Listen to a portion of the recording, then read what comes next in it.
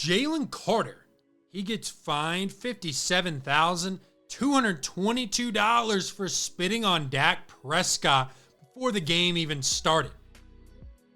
Now, a lot of people were like, hey, will he get suspended? I'm not surprised that he didn't get suspended because he got ejected from the game. So he basically got suspended one game.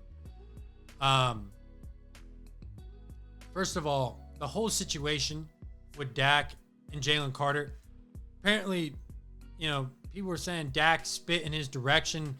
That's what really initiated the conflict in the first place and got Jalen Carter to come over there and spit on him. But I mean, guys, enough is enough with the spitting. It's disgusting. I mean, we saw it this past weekend. Florida against USF. A guy spit on a USF player on Florida.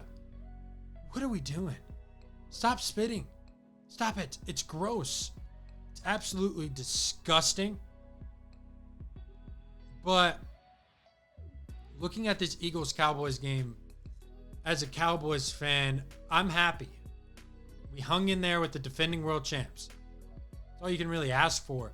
I mean, Dak Prescott looked good. He looked like he was in his best physical shape I've ever seen. You could tell he lost a lot of weight, and he was moving well.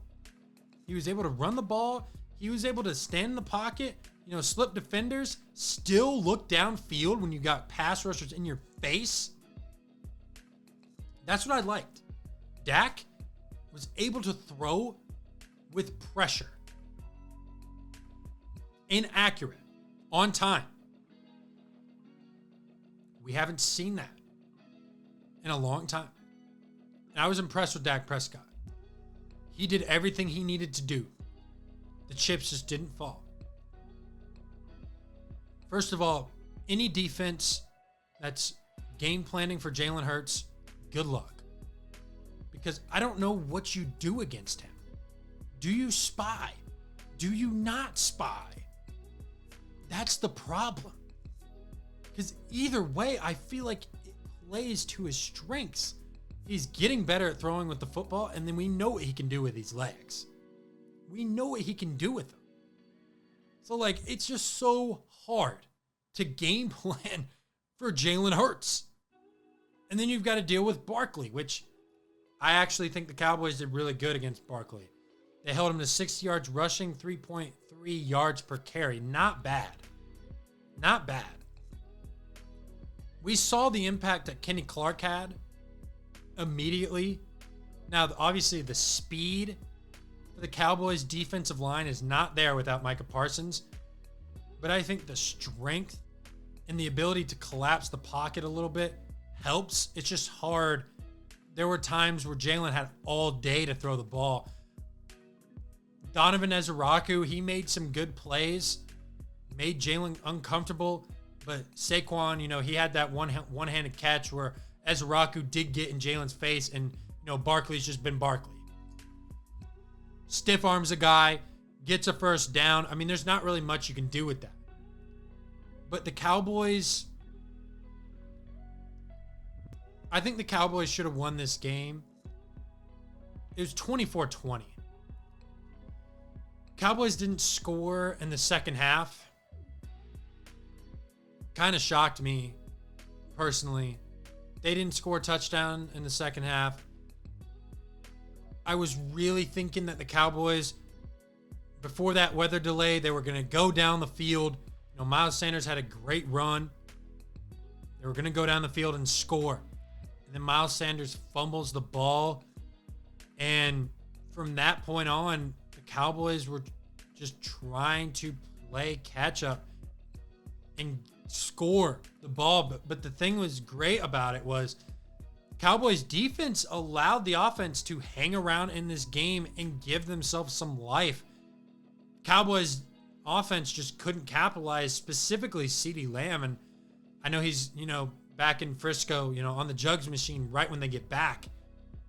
But I mean, if you're getting paid the amount of money he's getting paid, you need to catch balls like that.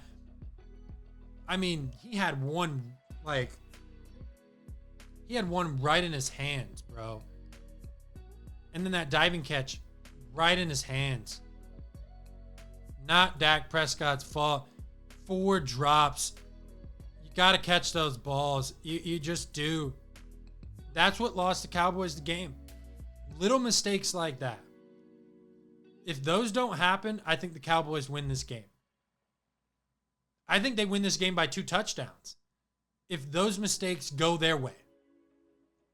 It just didn't. And it's a tough loss for the Dallas Cowboys, but I think it was a good loss.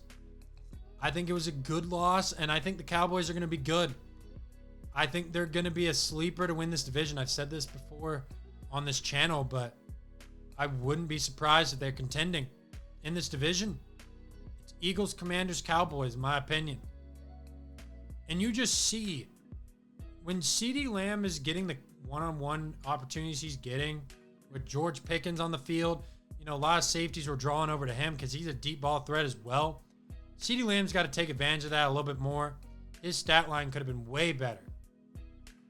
Still caught for 100+ yards, but like, come on.